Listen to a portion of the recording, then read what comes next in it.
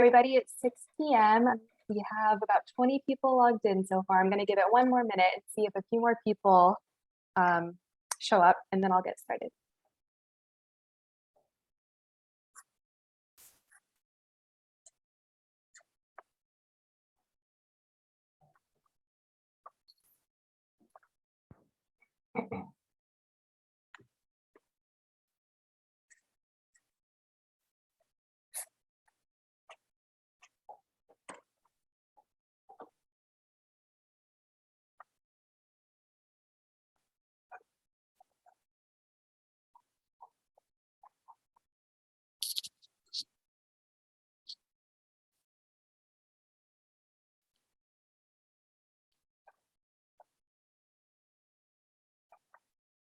I already know we have one person calling in from Oregon, but if people want to put where you're located in the chat, I've seen people do this and it's kind of fun in some other online meetings that I've been in recently. So I'm Eleanor and I'm from San Francisco. Welcome everyone.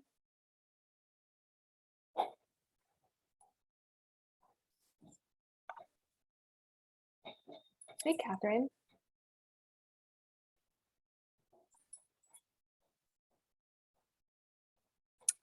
Scott, welcome.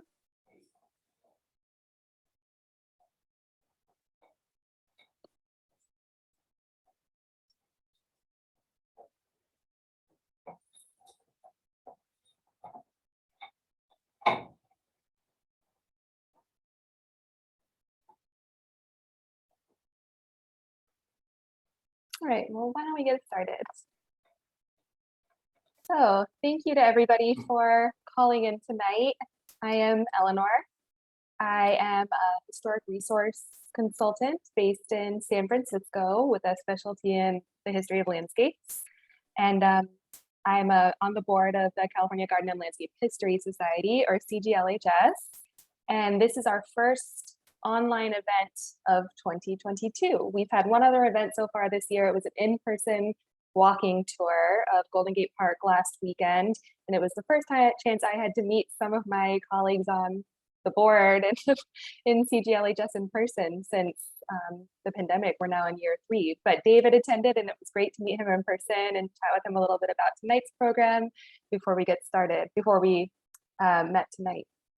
So we'll get started in about 5 minutes, but I wanted to introduce a few kind of logistical items.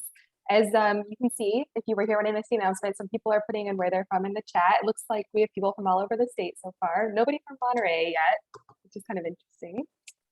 But well, except for David, which leads me into my next point, which is that we're actually hosting a follow-up walking tour of this event in Monterey this coming weekend. So David and another one of our attendees tonight, Mimi Sheridan, who is a volunteer with the State Parks Association for the historic site in Monterey, is guiding a little bit of guiding a walking tour, an all-day walking tour. So if that's something you're interested in, if you're in the area, check out our website for details. It is free for members. We also have another online lecture in June about the history of Yosemite and Olmsted and the national park idea.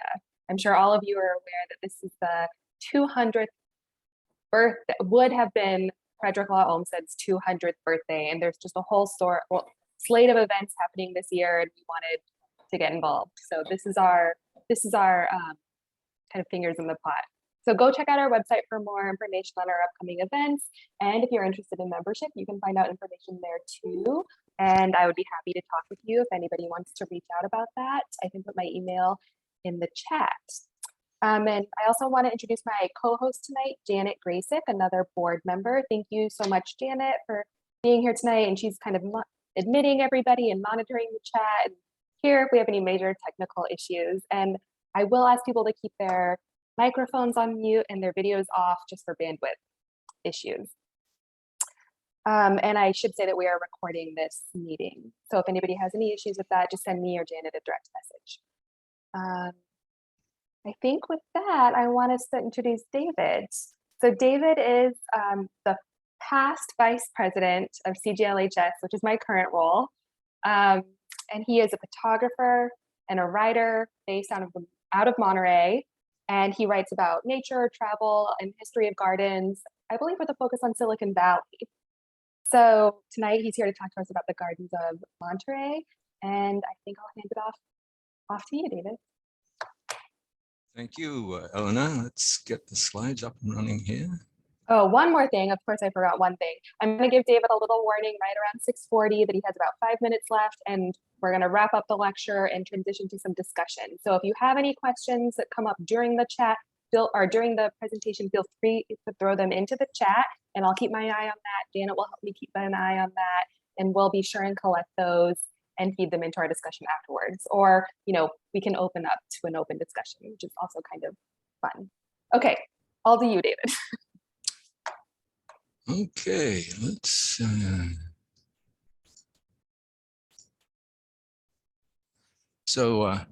thank you for joining us this evening. Tonight, I'm going to take you on a historical tour of the map that you see up on the left-hand side of my screen. This was produced, I think, about late 1890 or so by the Del Monte Hotel folks to promote their 17-mile drive around the peninsula. A couple of very interesting things I noticed that back in those days, the biggest town around was Pacific Grove up here, New Monterey. Monterey itself had virtually no buildings, and Carmel didn't even exist. All we saw was the mission.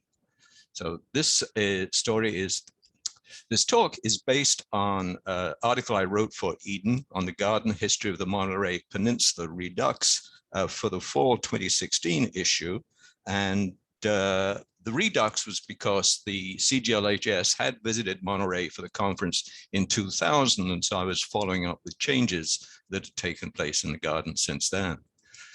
I'd like to talk to you about beginning in the Native American era, going right through to the present day. It's not really linear. We jump about a bit between garden eras and garden styles, but these are the general topics I'll cover as we go forward. The Monterey Peninsula, of course, was inhabited for probably 10,000 years before Europeans arrived here, and the local native people, as we understand today, were more than hunter-gatherers. They essentially gardened wild plants to produce food and other utilitarian objects by tilling, sowing, pruning, and planting. These pictures are not of the local tribes, but are typical of the instruments they would use. The areas where they were gathering and hunting their food spread all over the peninsula, and the only artifacts that really remain from that time are the rock bed mortars that were used to grind acorns. One on the left is in Garland Regional Park in Carmel Valley. There's a fairly large one just about 100 yards from where I'm sitting tonight, very close to the ocean. And there's this very large rock in the Lower Presidio Historic Park in Monterey, which does have several traditional mortars, but this is very unusual, and it's known as the rain rock. Archaeologists have long struggled to understand what it was produced for. Has 43 holes ground in it, and they suspect it was probably some kind of ritual purpose associated with harvests or fishing or some other aspect of life back in those days. Moving forward to the mission era, Europeans arrived and settled in Monterey in 1770, and the Spanish soldiers and missionaries set up a community here and began to produce their own food. And there's, if you go into a mission today, of course, you see beautiful gardens with flowers and vines. But in those days, the gardens were actually not in the missions themselves, but were typically fenced off areas several distance from the mission.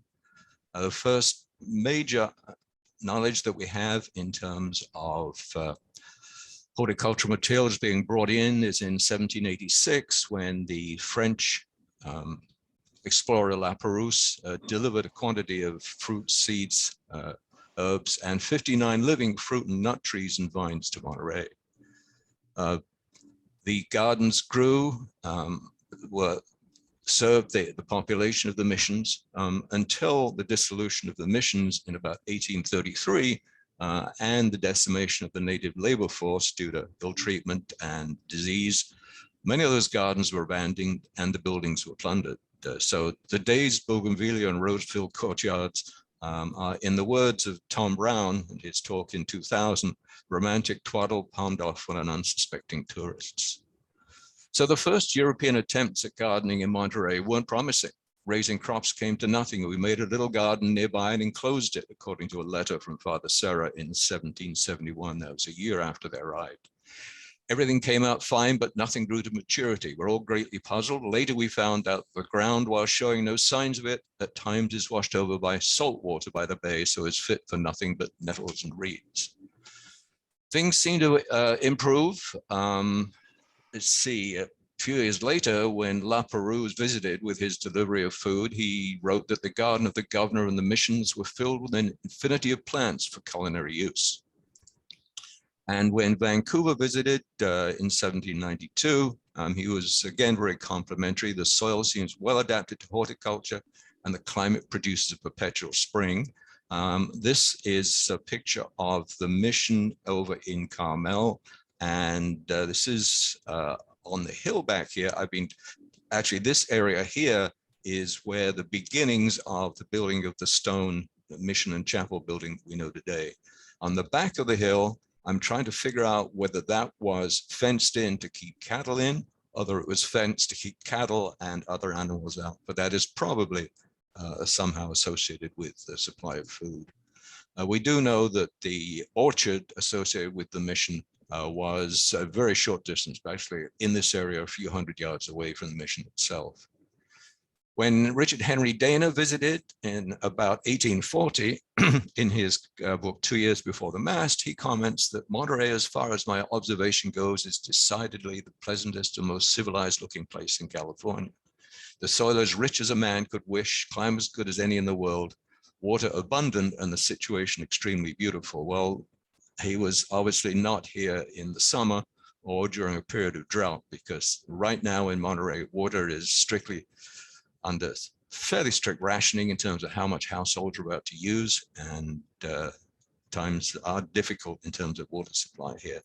One of the reasons I wanted to show this picture that was drawn about 1856 is how different the coastline looked approaching from the ocean back 150 years ago, in terms of the lower areas were just open oak savanna, very little forest growth at all. Today, this whole area is essentially, of course, built up, and a very healthy urban forest is growing around it. When the photographer Carlton Watkins visited the area in 1883, the mission, of course, was now falling apart, but he did note that the old garden was now a barley field, but there were many fine pear trees left, now full of young fruit. Roses bloomed luxuriantly in deserted places, and geraniums flourished as rank weeds. So there obviously had been gardens here earlier in the decade. And another comment from Tom Brown in his Gardens of the California Missions, he points out, it is ironic perhaps that the mission courtyard or patio should have become more beautiful as the mission system itself decayed. A few padres, no longer able to cultivate souls for God, turned instead to cultivating gardens. Although the first large cultivated gardens in the area were probably around the Hotel Del Monte that was built by Charles Crocker, one of the railroad barons of the late 19th century, when he built his magnificent Hotel Del Monte as the world's most elegant seaside establishment in the world. The structure burned actually twice and was rebuilt twice. And was purchased, as we'll note later, by the Navy in 1947. Crocker hired a German landscape architect, Rudolf Ulrich. Ulrich was already well known for doing a lot of gardens of wealthy folks up on the San Francisco Peninsula. And Crocker charged him with transforming the grounds of the hotel into a veritable paradise. And he worked here from 1880 to 1890. And as you can see by the map on the left-hand side of the screen, all these little pathways and walkways didn't have a real functional purpose other than allowing guests to enjoy the design of the gardens. There are several different gardens, and close to the hotel itself, a lot of carpet bedding was done, very low planting, creating interesting geometric patterns with plants. The lower picture shows a roundabout in the middle there with, again, a geometric design. Two interesting features, the maze that was built in 1885, a half-mile-long path lined by a 7-foot-high topiary crowned cypress hedge. And these show the extent of that maze in the grounds of the hotel. No sign of the maze remains today, but the Arizona Garden is still there and is still being maintained. The Arizona Garden was very, very popular with Victorian tourists. Love to have their pictures taken there. And it was stocked with plants that Ulrich was able to go fetch from the Mojave Desert in Southern California by virtue of his boss's ownership of a railroad. And he brought back many railroad cars loaded with large cactuses. This is a picture by the artist Evelyn McCormick, painted about 1893, that shows how the garden had matured quite a bit from the previous photograph. And today, there are still many of those original plants, but many have, of course, been replaced in recent years. The Navy did transgress by putting a road through about 1/3 of this garden, but they probably made up for it a little bit by doing some very fine restorations of other areas of the campus, including the Roman plunge bath here and the gardens in front of the hotel. Moving on to smaller residential type gardens in the Victorian era. This was the El Carmelo Hotel in downtown Pacific Grove, built in about 1887, I believe, as a sister hotel for the financially constrained. In other words, those folks that couldn't afford to go to the big place had to go to the Motel 6 a few yards down the road. This is a couple of shots of that hotel. It is long gone. This whole area here that fronted the hotel is now the site of what was formerly a very large department store, Holman's, in town. Not else, and there really nothing exists of this garden today in Pacific Grove. Another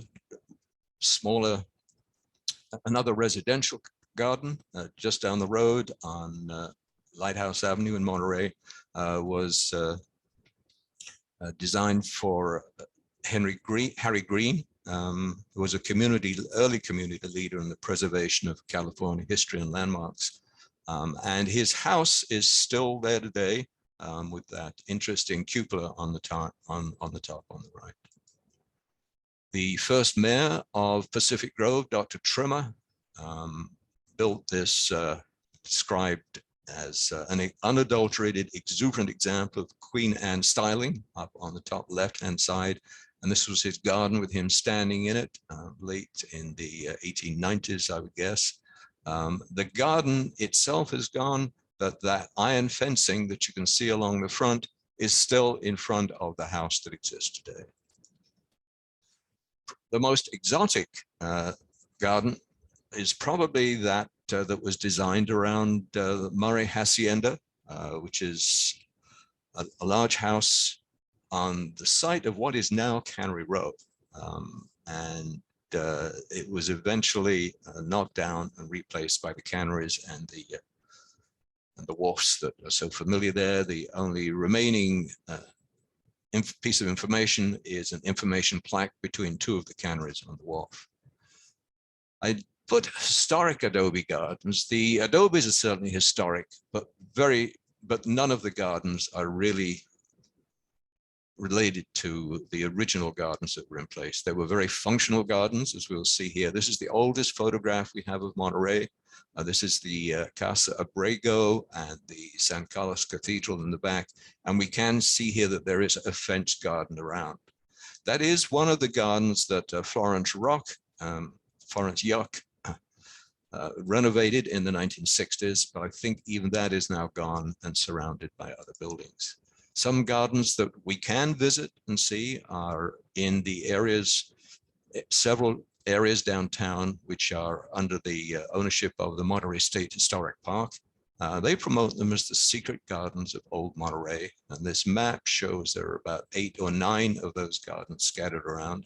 And I'll take you to a few of those over the next few minutes. We have Pacific House here.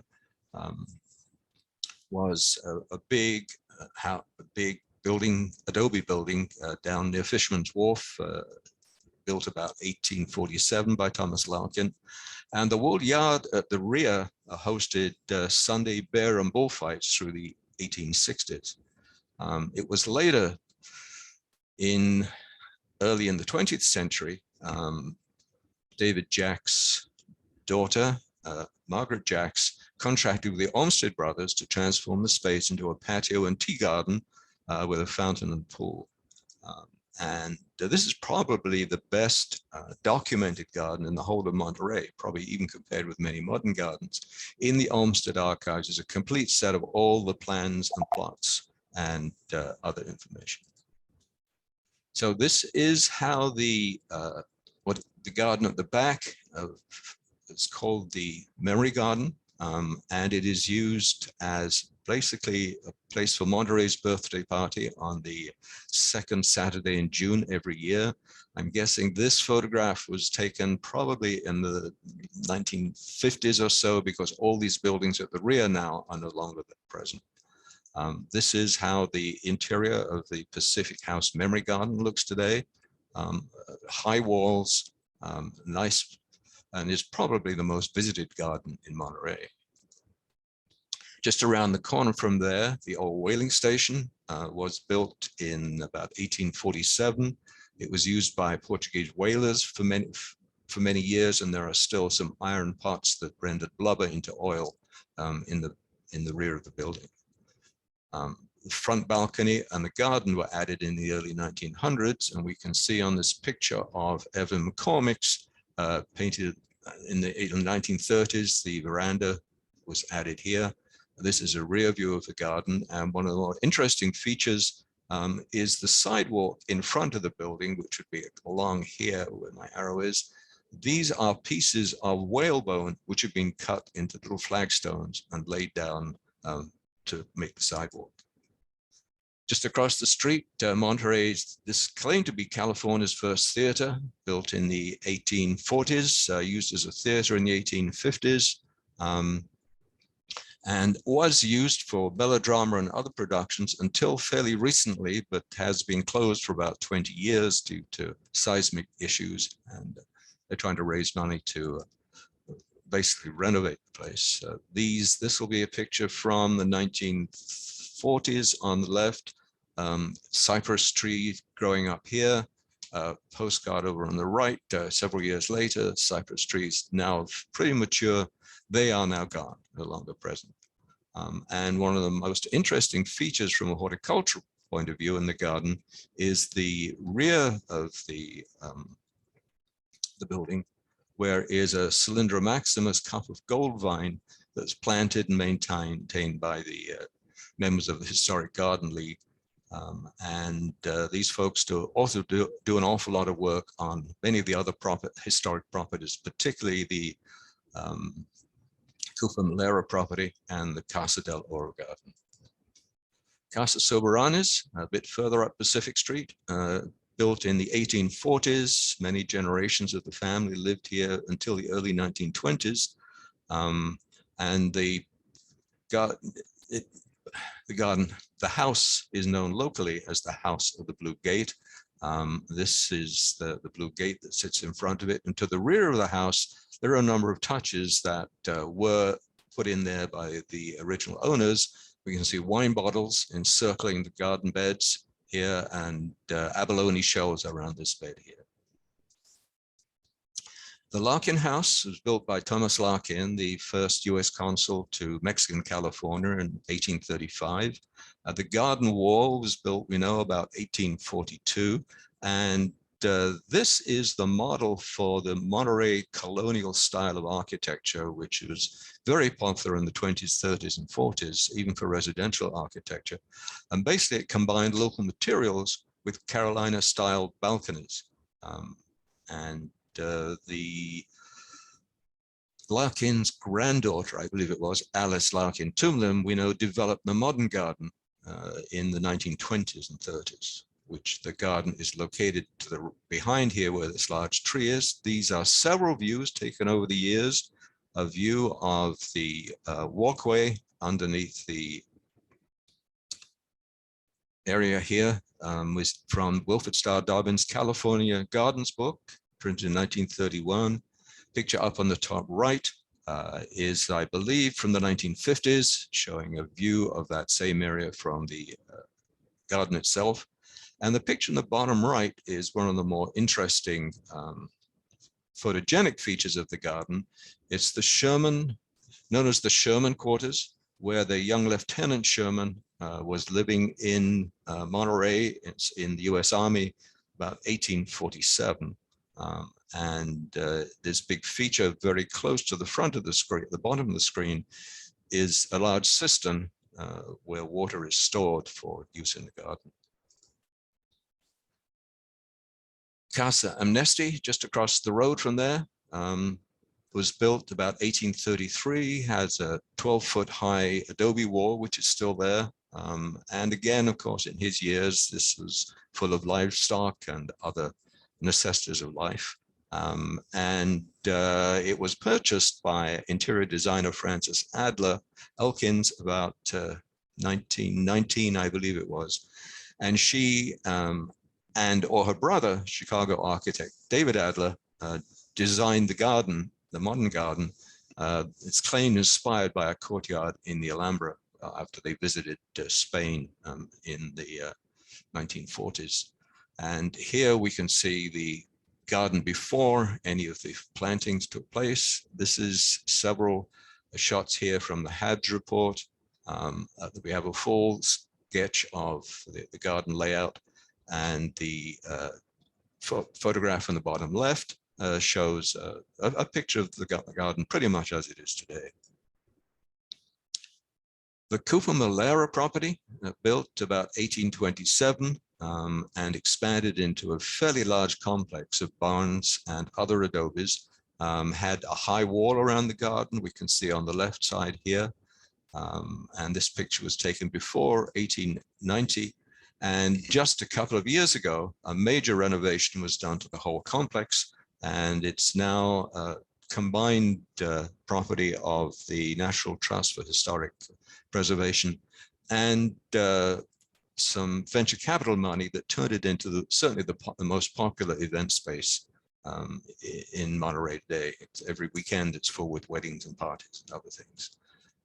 In about 1885, a member of CGLHS, actually Francis Great, was a docent for the state park system, and did put in a fairly extensive Victorian style garden around here and an orchard based on plants that were available to Cooper's time.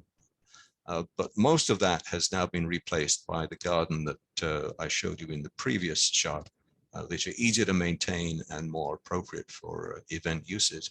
But the orchard she put in place is still there, and many of the trees are still bearing fruit. One of the most interesting plants that is against the far wall of the orchard is this cloth of gold noisette rose, which is popularly known as the Sherman rose. And the story behind the Sherman rose is that when the young lieutenant was here in Monterey, he promised that that he would marry the Senorita Bonifacio, and planted a slip of this rose before he left town, promising to come back and wed her. He never did return, married in society in Washington several years later. And the story is highly suspect because that particular kind of rose actually didn't even appear in the Western United States until 20 years after Sherman had left. But the legend endures, And the house where her arbor was located here, Casa Bonifacio, was actually moved up onto the Monterey Mesa by artist Percy Gray in the 1940s and still exists today. And there is also a growth of the rose up there. We're now at the Stevenson House, where Robertson Louis Stevenson spent 3 months in 1879. Again, you can see what the garden looked around about 1912, and various renditions of the garden over the years. A couple more paintings by Evan McCormick, again, probably in the 1920s and 30s, when the property became property of the state. A typical English cottage garden was planted at the rear. So that is what we see today. One more adobe, the Castro adobe, up on the hill La Mirada, is one of the earliest adobes built in the early 1800s. Today, it was purchased by a Hollywood scriptwriter and novelist in the early 20s, and in the work family until about 1983, when it was donated to the Art Museum. And again, I'll point out how different Monterey looked even in the 1920s. Lots of open oak savanna, scattered oak trees, very different from today. This is the garden that is beside the adobe today. Lots of roses, rhododendrons, and others. Moving forward to the arts and crafts era, the most prominent arts and craft structure in the area, of course, is the Asilomar Center, built for the YWCA designed by Julia Morgan over a period of 1913 through till 1928. And as she pointed out, at Asilomar, the YWCA permitted me to landscape the buildings as I saw fit, which means she really left the landscape pretty much as it was and matched the building as far as possible to the style of the area. This is a place we'll visit on Saturday afternoon with the group that are coming on the tour. There are two major areas which are part of that landscape. The area where the conference and hotel buildings are, which is still mostly Monterey pine and scattered cypress. And of course the dunes down on the edge of Asilomar Beach, which have been subject to major restoration over the years, and the State Parks Department has a nursery where they grow plants to keep that garden in good shape.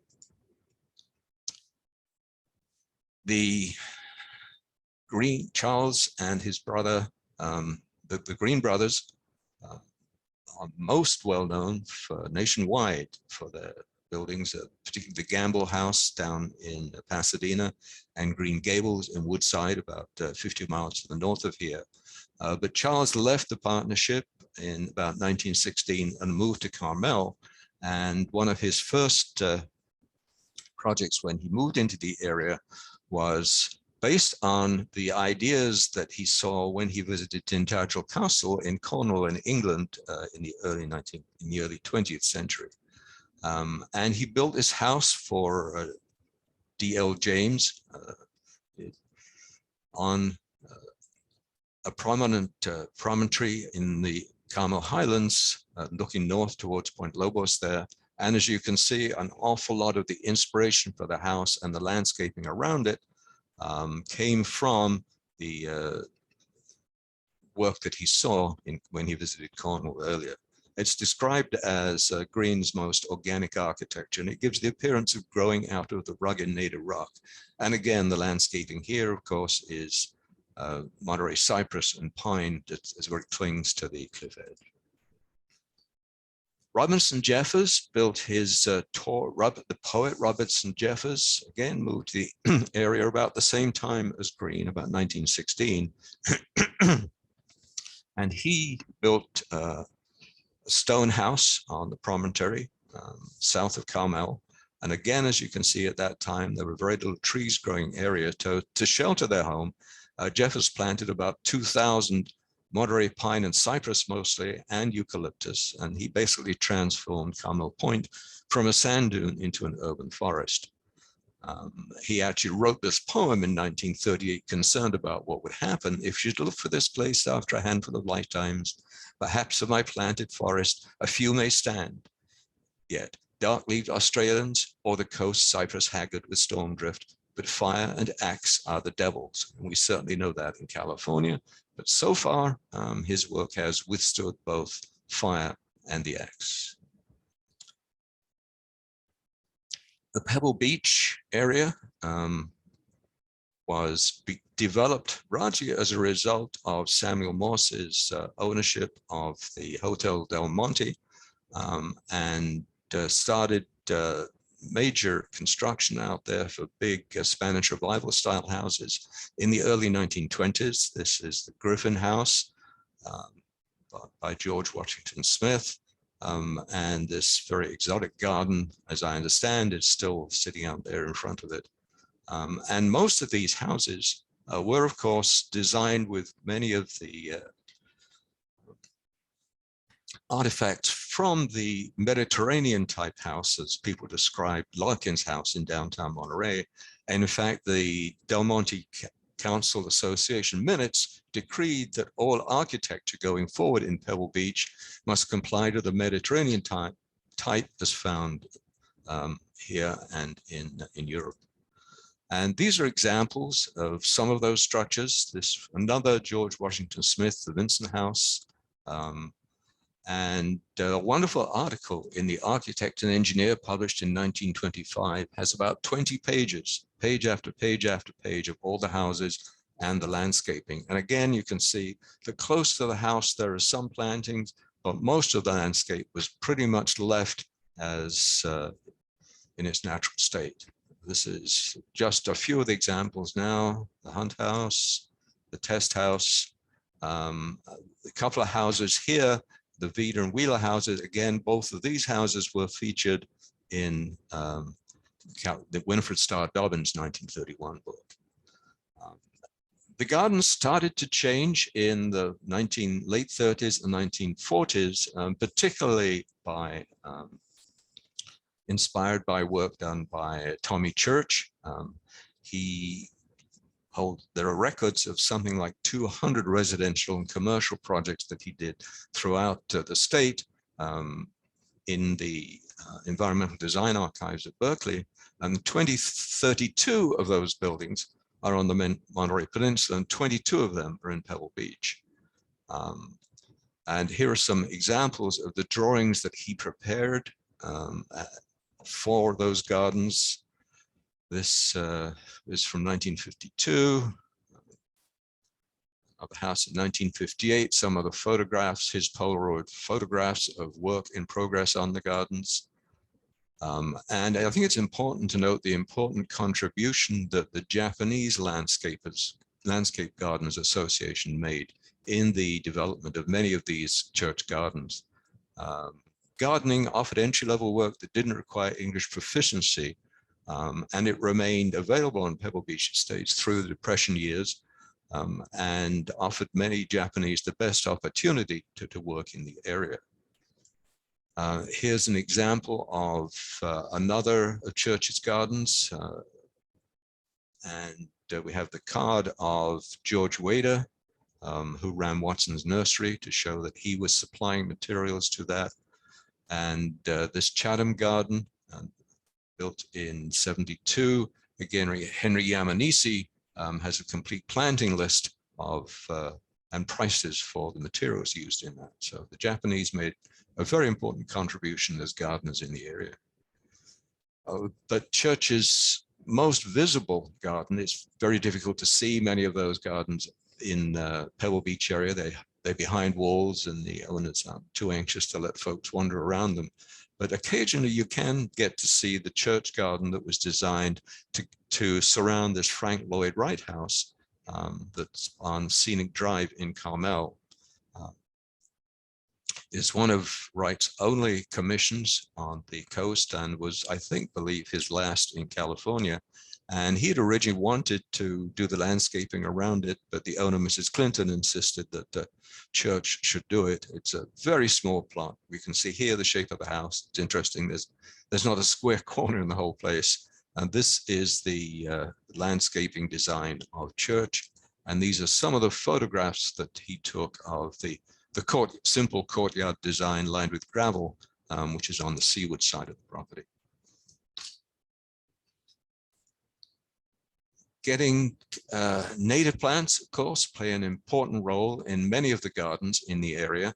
This is a plaque of various local wildflowers, which is actually on the Custom House Plaza downtown. And should mention just a couple of gardens. There's Lester Roundtree, was one of the pioneers in promoting native plants here in California. She lived in Carmel Highlands, had this little car, drove all over the country, all over the state, finding plants for her gardens and for her seed business. And you can see here the little car, she actually took the passenger seat out of the front in order to be able to get all the stuff that was packed in the back. And the Lester Roundtree Seed Company was very successful for quite a while.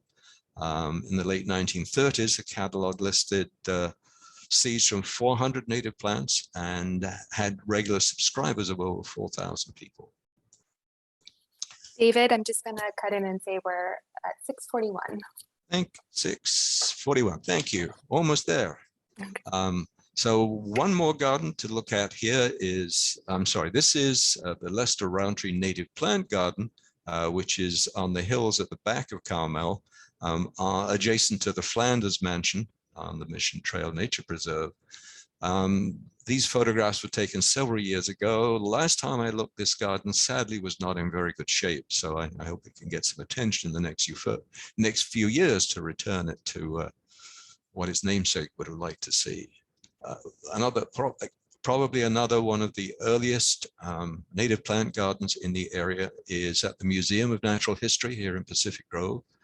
And in the charter for the museum, it read the museum will develop a garden of native flora, which together with the museum shall represent and preserve the life of the region. And that garden is still in good shape behind the museum. Looking at some public spaces, this is another of Green's works in Carmel. This is a war memorial arch that he designed in 1922. And an early public space, of course, is around Colton Hall, which is probably best known as the place where the California Constitution was drawn up in 1849. This is how it looked in around 1900, just no plantings at all. And in the late 1930s, Myron Oliver designed Friendly Plaza, which now fronts Colton Hall and extends along Pacific Tree. And one of the unique horticultural features in that area is this redwood tree growing behind the monument at this point. And this is one of about 80 moon trees which exist in the United States. The seeds were taken on one of the Apollo missions to try to determine if weightlessness would have any effect on their germination and later growth. And the trees were raised by the Forest Service and the saplings were divided out across the country. Monterey got this one here, which shows pretty much they had no effect, certainly on its long-term growth. The Custom House Plaza in Monterey is an area where completely redeveloped, and much of this work was based on inputs from Loris Halprin and Associates. The Custom House, which is California's oldest government building still standing, is largely a bocce ball court, and there is now an underground tunnel which takes traffic underneath this whole area downtown. And this is one of the proposals that was presented by Halprin and Associates together with the architects as the ideas which should be used when they develop that area. One other interesting building that has a wonderful painting here another one by Evelyn McCormick done about 1935, which shows the building surrounded by pots of plants and growing vines and other attractive presentation, was actually the home of the Vasquez family. Tiburcio Vasquez was tried and hung as a bandit in 1874. In his day, it was a single story. There was a second floor added later. This houses the Monterey City offices, and today does not have a very interesting garden, except for one feature, which is beloved of locals, and that is the statue of Dennis the Menace. The original Dennis the Menace was in El Estero Park, a children's park about a mile away from downtown. Dennis was stolen about 2006, and they commissioned a second statue to replace him, assumed he was long disappeared. And then 10 years later, he turned up in a scrapyard in Florida. The owner's daughter was a fan of Dennis, recognized him, found that yes, indeed, he did come from Monterey. So Dennis now came home, and so we now have two Dennises in town, and he stands in front of the Vasquez house. Ocean Avenue in downtown Carmel, both, as we said, the Green designed the War Memorial, and Church, Tommy Church, redesigned the medium with stone wall, shrubs, and flowers in the 1940s.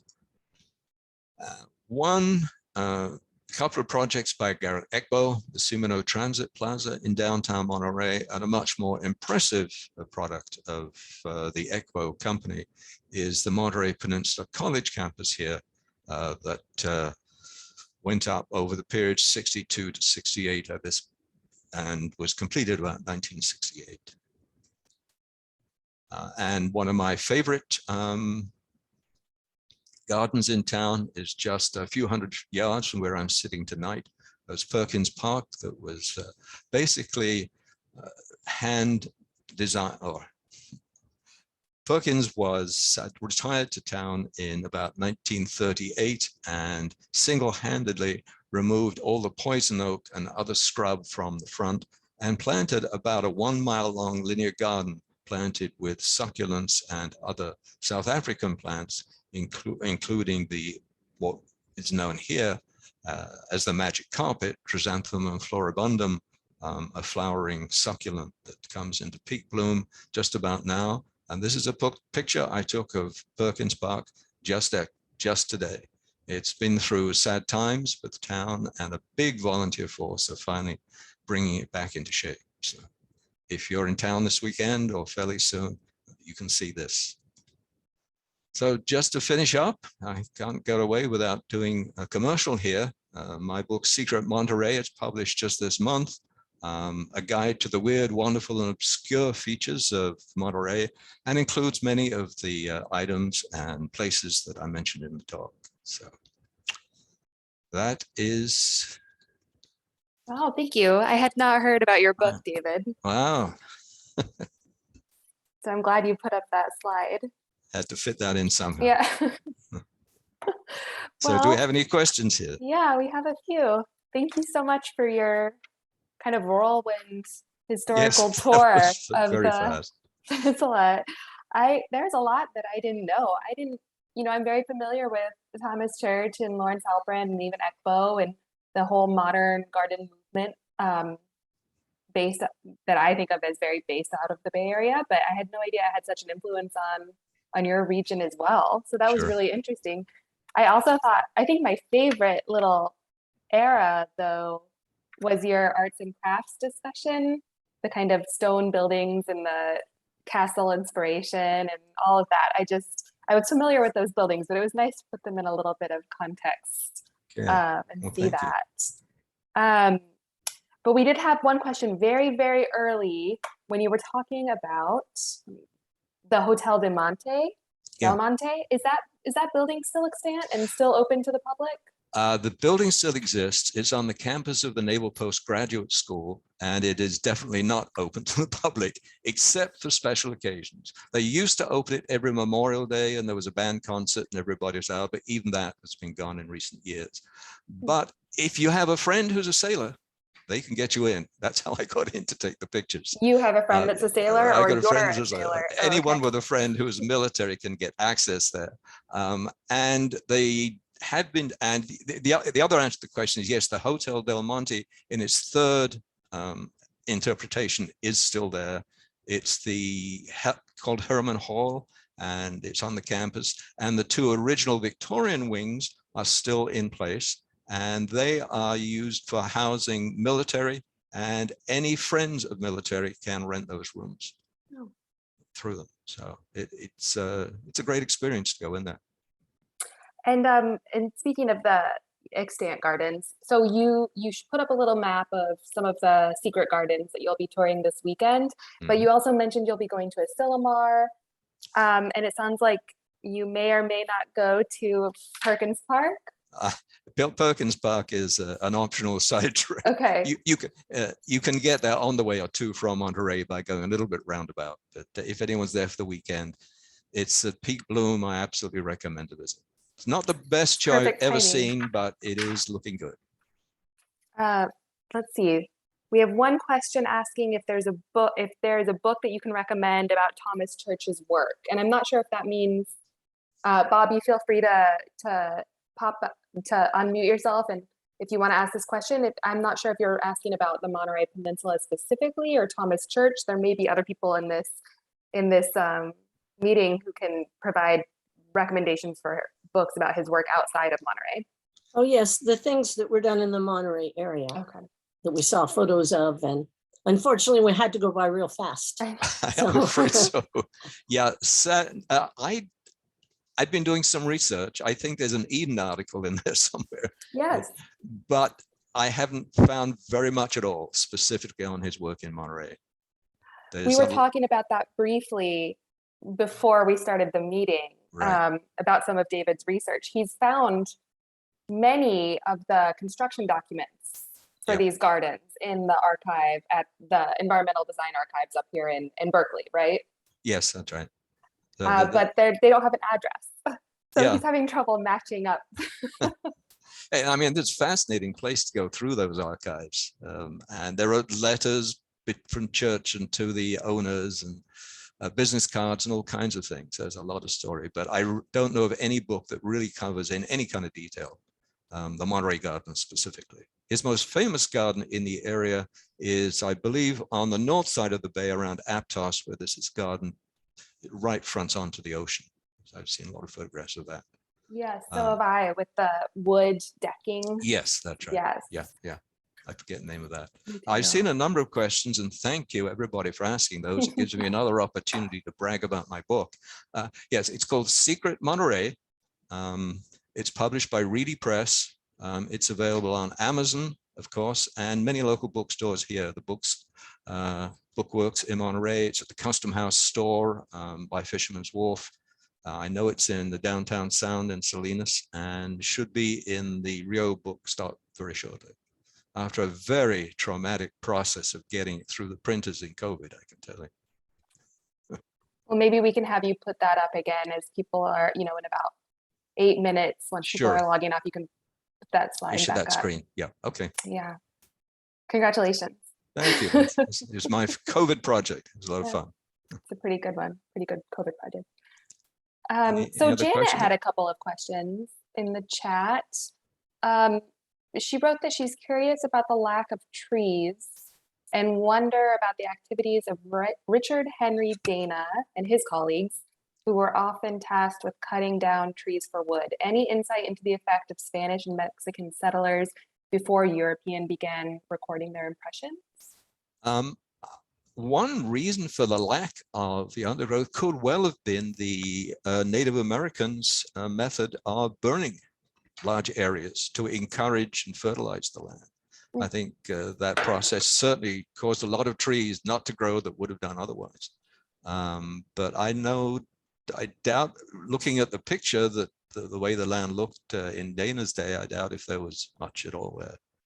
Although there was certainly a forest in Pacific Grove when Robert Louis Stevenson here, because he was wandering through the forest and he saw this green stuff hanging down from the tree, and he wondered if it burned. So he got out his lighter or flint and lit it. It burned and started a forest fire. And he ran and hid for 3 days so nobody would know who started this fire. But you know. I guess the word got out. He wrote a letter to a Oh. friend. So he escaped by the skin of his teeth. Well, I thought, you know, those early pictures that you put up of the sort of, I don't want to use the word barren, but the open landscapes, the almost like the packed earth and of the very tidy beds with the rock borders. They were really different than how I picture Carmel, Pebble Beach today, which is very lush and green and landscaped with texture and color and lots of different types of plants. The shift to modernism is interesting to think about, but I felt like the biggest shift you illustrated tonight was from very early mission era gardens into sort of a colonial revival period where they built these cottage gardens almost with lots of different overflowing, almost picturesque, beautiful gardens full of colorful flowers. Well, those gardens that used to be functional gardens where people either grew food or raised chickens are now decorative places for people to rest and enjoy. It's just a total transition in the function of a garden. And are there any examples either on your tour or in general that show what those, you know, what those early functioning gardens looked like? Are there any either extant or restoration that you know of? Well, the closest would have been the work that Francis Grape did in planting plants from the 1860s at the Cooper-Malera area, which, as I say, now has recently been remodeled into, and she had vegetable gardens and an orchard and other functional gardens. The orchard is still there that she planted, but most of the rest of the area is now designed for event space uses. Yeah. So it's kind of sad that her work was removed, but it's wonderful. There's such a place downtown that people flock to now that was almost deserted before. Yeah. And I think I keep bouncing back and forth between the two eras that interested me most in your discussion, but I can't, did Halpern actually design those bocce courts? I don't know. Okay. It's right. That would have been very early. He was really the big concept in that area. I think it was get rid of the highway that went through the middle of town, put it underneath, which was a wonderful idea, and then make it a public space. How but much the of his the bocce courts are in the plan, are in his plan. Are they really? Oh, good. I didn't know that, Mimi. And good I input. think they say that in order to build that, they tore down the Italian fishing community. And they say that that was sort of like something the Italians would like. The bocce, yes, that was my thought. Yeah. It's sort of a, you know, a traditional game that you see played down in North Beach here in San Francisco. It's now also sort of been picked up and is becoming more popular, but I just think that kind of cracks me up that Halpern designed those bocce courts. And this is Mimi Sheridan. She is also David's tour guide for Saturday. So any other comments, Mimi, on anything that you'd like to point out? I think you covered. I was going to talk about Herman Hall. One thing is the first theater, we hope to have it open for Christmas in the Adobes in December. Oh, that'll be wonderful. They're doing the ADA and the fire suppression very soon. Right. So, and hopefully by next year, we'll be able to have actual plays. It would be wonderful to have the melodramas. I was so many of those in the 70s. They're just a lot of fun and a beautiful setting for it. Well, I would welcome anybody else who may have questions they want to throw out to just unmute themselves, and we can just open this up to open discussion for the last 2 minutes.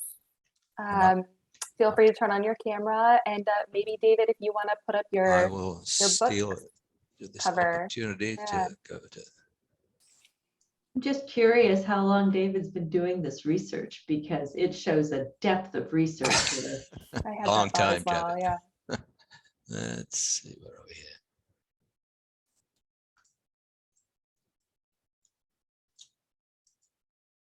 There we are. And slideshow from current slide. Whoops. Did I get rid of that? Okay, there we go. There it is. There we go. So yeah, it's really has a whole series of it. There's a Secret Los Angeles. A friend of mine, Ruth Carlson, did Secret San Francisco, and another one did Secret Sonoma, and they're great. It's a lot of the stuff that you wouldn't normally find out just wandering around town. Things like one of the secrets that I came across, that how many people know that Monterey is the only community in the United States that has lived under the flags of 4 colonial nations. Most people will get 3 of them. Yeah, that's what I was just walking through in my head. Right. Obviously, was originally Spain from 1870. In 1880, after Argentina had got its independence from Spain, they chartered some privateers to go around the world trying to encourage other places to reject Spanish rule. And Hippolyte Bouchard turns up in 1818, storms the town. Everybody runs away. After 6 days, he figures out there's no one to convert, takes down the flag of Argentina and disappears on his way again. Wow. And then, of course, Mexico came in 1833 and the United States in 1846. So Argentina is the ringer there. And there Well, if we is ever do this talk again, David, we're going to have to make people guess before we before we unveil the 4, because I would never have known that. I would have, yeah. I don't know who I would have guessed. Lots of other interesting things about the area, stuff that you dig down. That Robinson Rain Rock was something I didn't know about till that nobody can quite figure out what it was, but lots of archaeologists like to speculate. Why did the local natives spend obviously immense amount of time grinding 43 holes in that rock? Sort of a little local Stonehenge, I guess. Okay. Well, thank you so much for the tour. I learned so much. I've been down to this area many times, but always as a tourist, and I wish I could make it to your tour. I'll have to join you down there another time. Absolutely. We'll do a personal tour for Yes. Eleanor. Okay. Thank you. Thank you for helping me tonight. Yeah, Appreciate thanks. And thanks to everybody who's stuck with us all the way past 7 p.m. We appreciate having you here, and reach out if you have any questions about membership or otherwise.